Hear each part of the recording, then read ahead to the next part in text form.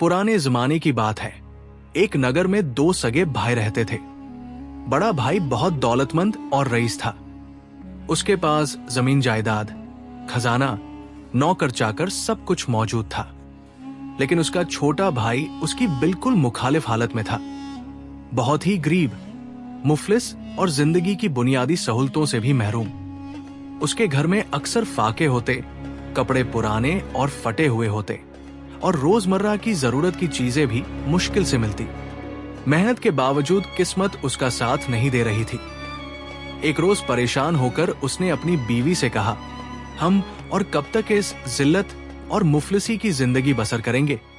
ना रोजी का कोई जरिया है, ना सुकून की कोई सूरत। मैं सोचता हूं कि किसी और शहर जाऊं, शायद कोई काम मिल जाए और हमारी हालत बेहतर हो जाए। बीवी ने उसकी बातें खामोशी से सुनी। वो भी तंगदस्ती से बहुत परेशान थी, मगर जानती थी कि हालात का तोड़ सिर्फ जुदाई में है। उसने अपने आंसू छुपाते हुए चुपचाप उसे रुखसत किया। शौहर एक छोटी सी पोटली में कुछ जरूरी सामान रखकर सफर पर रवाना हो गया।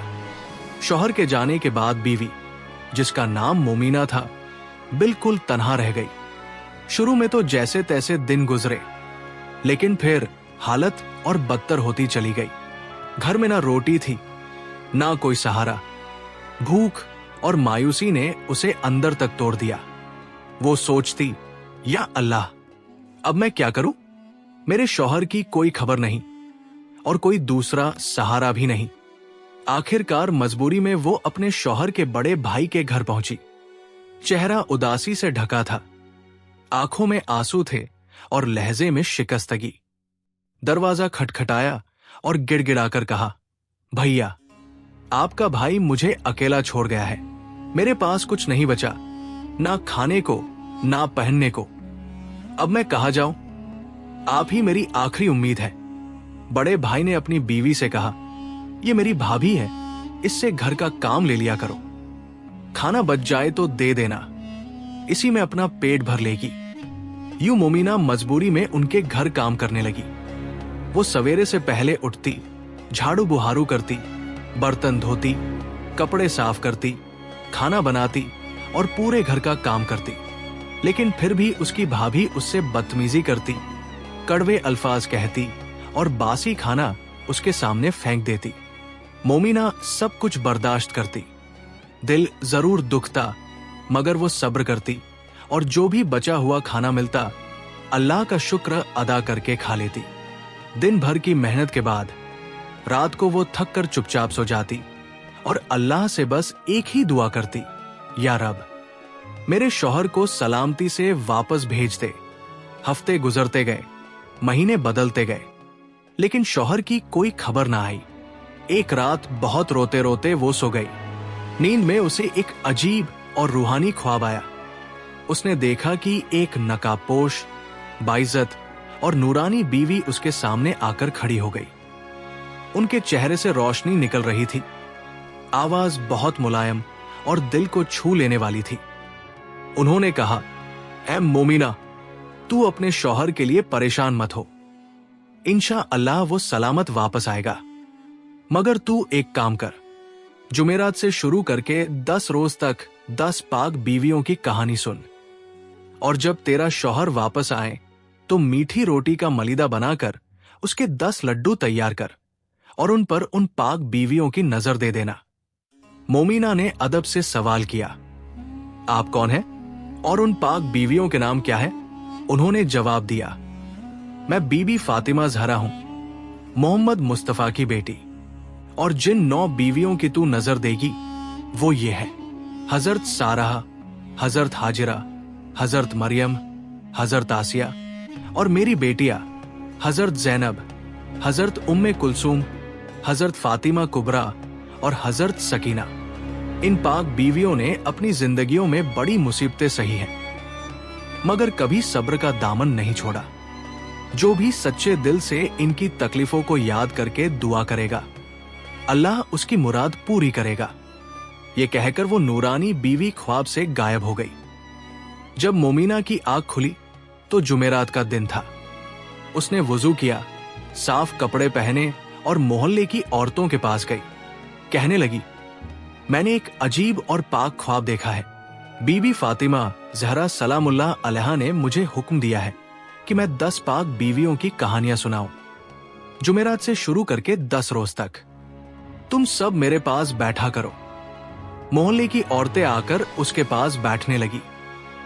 मोमिना ने तहे दिल से आंसुओं और इश्क से लबरेज अंदाज में पाक बीवियों की कहानियां सुनानी शुरू की। हर दिन वो गम और मोहब्बत से सुनाती रही। 9 दिन गुजर गए।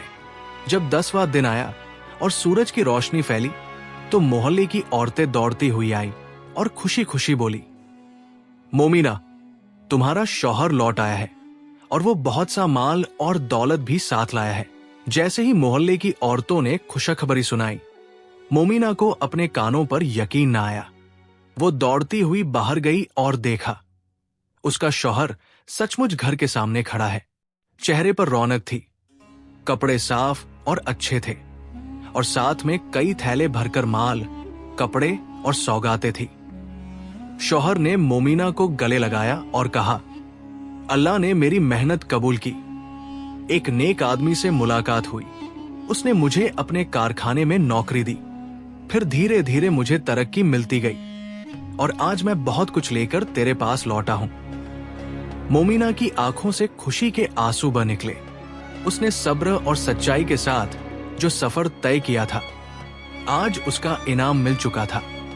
उसने बीबी फातिमा ज़हरा रजी के ख्वाब को याद किया और फौरन काम में लग गई।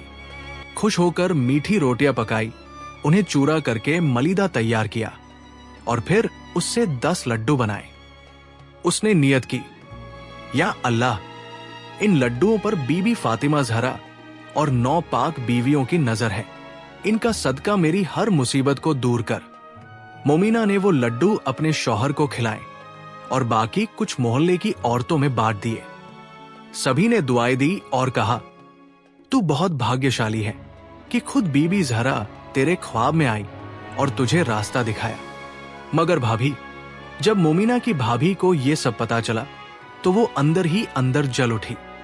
वो सोचने लगी, अरे ये गरीब तंगहाल औरत आज सबकी आंखों का तारा बन गई और मैं रईस होते हुए भी पीछे रह गई।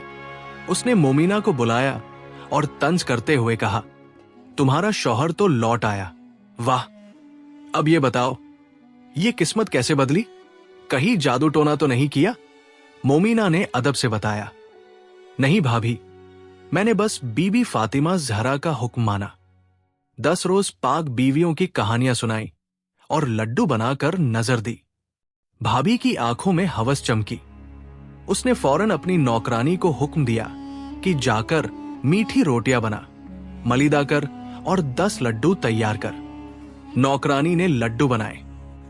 भाभी ने उन्हें देखा मगर उन पर नजर ना दी, ना कोई नियत की, ना पाक बीवियों का जिक्र किया। बस यूं ही घमंड से उन्हें खा लिया।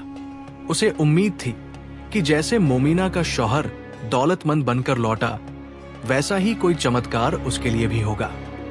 मगर अगली ही सुबह उसके घर में अफरात फरी मच गई। उसका शौहर अचानक बीमार पड़ गया। घर में आग लग गई और कई कीमती सामान जलकर राख हो गया। नौकर चाकर भागने लगे। जमीन के कागजात में घोटाला निकला। कुल मिलाकर जिस घर में कभी चैन और सुकून था, वहां अब सिर्फ बेकरारी और अफसोस था।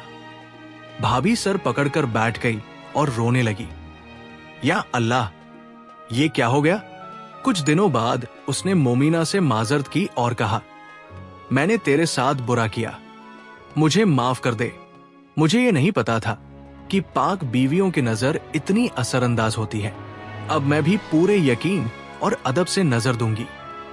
मोमिना ने उसे गले लगाया और कहा, अगर दिल पाक हो और नीयत सच्ची तो बीबी ज़हरा की नजर जरूर असर करती है। भाभी ने दोबारा पूरे एहतराम के साथ 10 लड्डू बनाए। हर एक लड्डू पर बीबी फातिमा ज़हरा और बाकी 9 पाक बीवियों की नजर दी।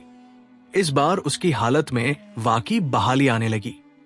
शौहर की सेहत बेहतर हुई, कारोबार में धीरे धीरे बरकत आई और घर में फिर से सुकून का माहौल बन गया। इस किस्से की तालीम जो भी सच्चे दिल और पाक नियत से 10 पाक बीवियों की याद में मलीदे के 10 लड्डू बनाकर नजर देता है, उसके घर में बरकत, रहमत और सकून उतरता है। लेकिन अगर कोई सिर्फ दिखावे या हवस से ऐसा करे तो उसे नुकसान हो सकता है।